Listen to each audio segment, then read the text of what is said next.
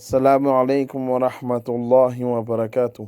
Donc nous sommes au cours 24 de Mukhtasar al-Akhdari de l'imam Akhdari rahimahullah.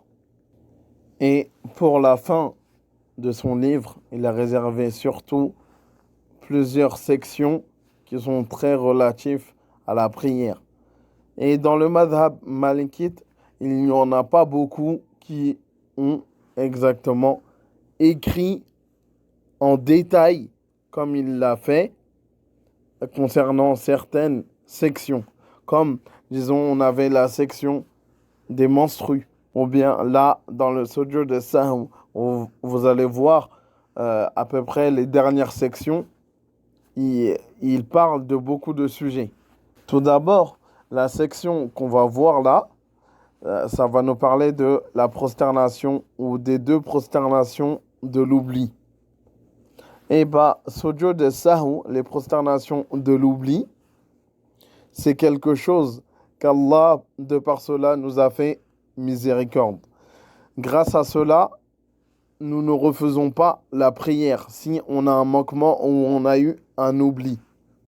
Mais attention, je le précise, il faut savoir que ce n'est pas dans tous les cas que on peut réparer par la prosternation de l'oubli.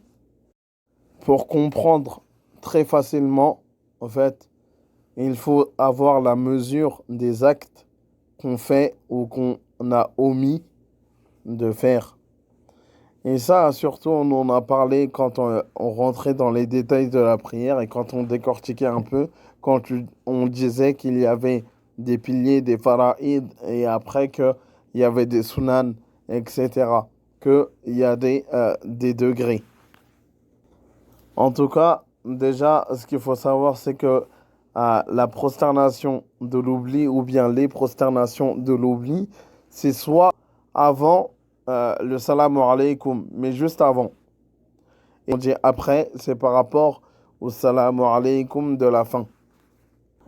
La logique, au fait, pour bien comprendre, quand on fait juste avant le salam alaykoum, quand on fait la prosternation, parce que qui était dû à un oubli, etc., c'est pour réparer.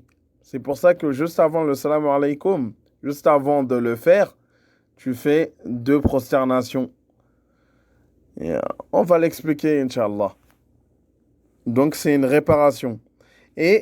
Mais quand tu as rajouté et que tu as fait un acte en plus, disons, ce serait, tu as rajouté une inclinaison, etc., bah, on dit que ce n'est pas une réparation que tu fais parce que tu vas le faire après le salam, mais ça s'appelle la prosternation targhiman li shaitan. C'est juste pour énerver le shaitan. Voilà. C'est pour énerver le shaitan.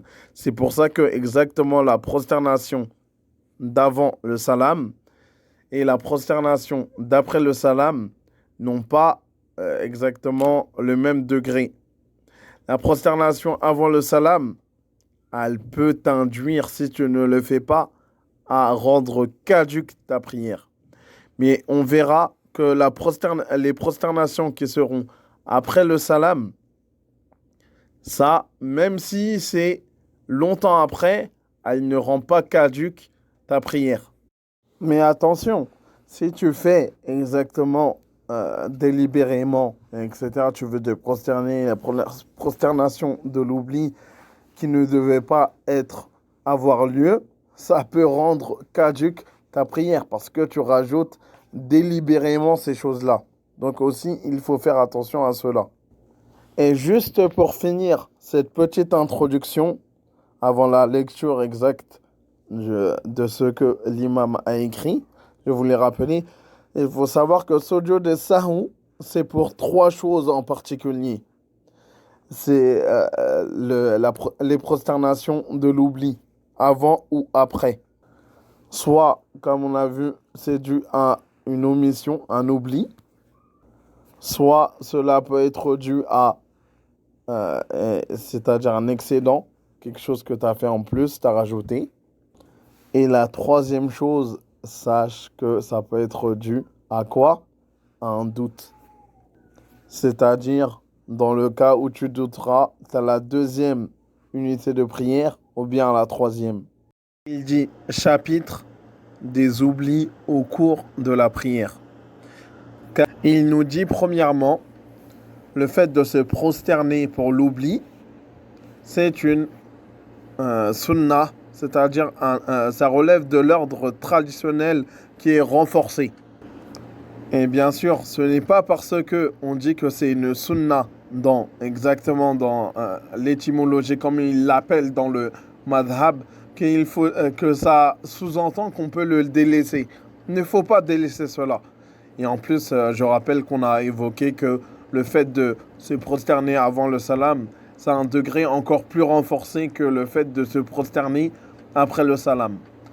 Après le salam, c'est pas exactement une réparation, mais avant le salam, c'est une réparation. On va savoir c'est quoi avant le salam et comment le faire, etc.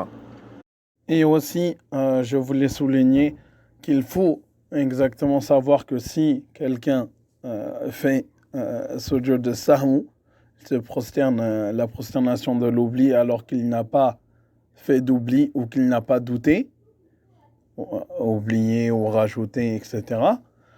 Donc sa prière, il la rendra caduque. Donc il faut faire aussi attention. Puis il nous dit falin nuqsan, c'est exactement la diminution.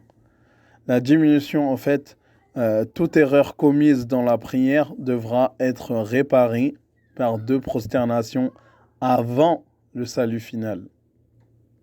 Il nous dit que ça se trouvera après le salam, ce sera, disons, après les 2 tashahhud, ba'da tamam et tashahudain. C'est-à-dire que si tu pries une prière de 4, bah t'en as 2.